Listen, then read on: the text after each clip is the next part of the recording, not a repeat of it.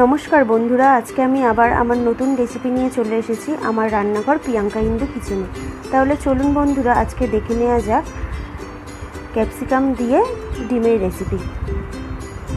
এটা খেতে খুবই টেস্টি হয়, তো বন্ধুরা আপনারা অবশ্যই এটা বাড়িতে ট্রাই করবেন। আমি এখানে ডিম নিয়ে নিয়েছি 5টা, এটাকে সিদ্ধ করে নিয়েছি। পেঁয়াজ কুচিয়ে নিয়েছি। এখানে গরম মশলা নিয়েছি, গোটা গরম মশলা, কালো গোলমরিচ নিয়েছি, একটা শুকনো লঙ্কা নিয়েছি, একটা তেজপাতা নিয়েছি, একটু জিরে নিয়েছি আর ক্যাপসিকাম নিয়েছি হাফ। এখানে আদা নিয়েছি, রসুন নিয়েছি, টমেটো নিয়েছি আর কাঁচা লঙ্কা নিয়েছি। এখানে আমি আদা, রসুন, কাঁচা লঙ্কা আর টমেটোর একটা পেস্ট তৈরি করে নেব। সামান্য পরিমাণে নুন দিয়ে দিলাম এর মধ্যে। পেস্টটা আমার তৈরি হয়ে গেছে। এখানে আমি সিদ্ধ করে রাখা ডিমের মধ্যে একটু নুন, হলুদ আর লঙ্কার গুঁড়ো মিশিয়ে নেব।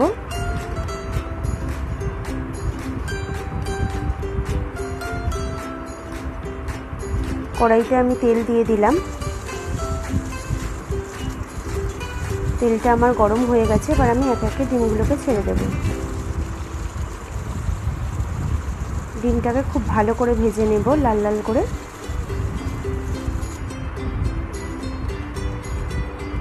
ডিমগুলো আমার ভাজা হয়ে গেছে, এবার আমি ডিমগুলোকে একটা বোলের মধ্যে তুলে নেব।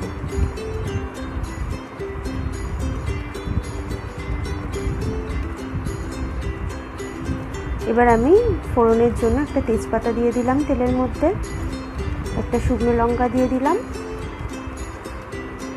গোটা গরম মশলাটা দিয়ে দিলাম। এর মধ্যে আছে এলাচ, দারচিনি আর লবঙ্গ, আর আমি গোলমরিচের গুঁড়ো দিয়ে দিলাম, জিরে দিয়ে দিলাম, গোটা জিরে।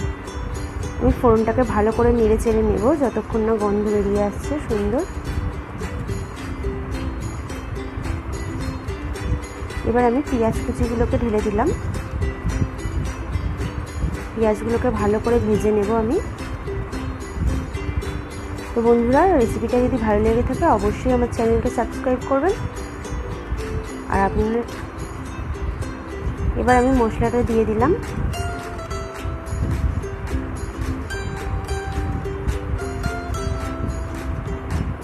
টমেটো, আদা, রসুন আর কাঁচা লঙ্কার যে পেস্টটা করে রেখেছিলাম ওটা আমি দিয়ে দিলাম।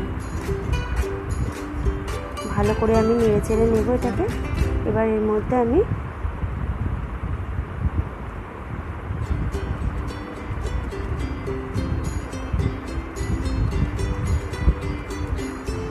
হলুদ গুঁড়ো, লঙ্কার গুঁড়ো, জিরের গুঁড়ো,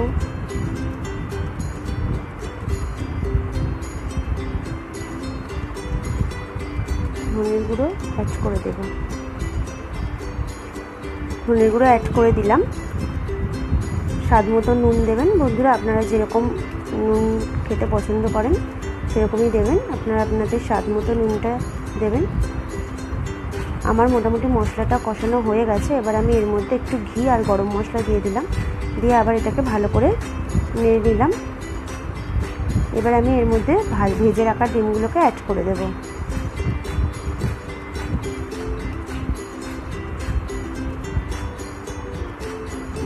ডিমটাকে মশলার সাথে ভালো করে কষিয়ে নেব।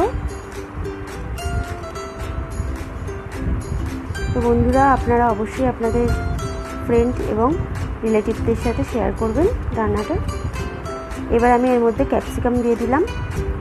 এটা দিয়ে আরেকটু নেড়ে চেড়ে নেব। দেখুন আমার তেল ছেড়ে দিয়েছে মশলা থেকে। এবার আমি এর মধ্যে জল অ্যাড করে দেব।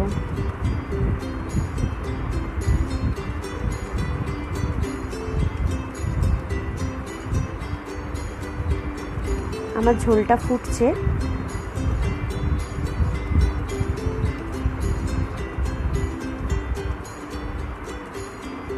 রেডি হয়ে গেছে আমার ক্যাপসিকাম দিয়ে ডিমের কারি রেসিপি। এবার এর মধ্যে আমি একটু গরম মশলা দিয়ে নেড়ে চেড়ে নামিয়ে নেব।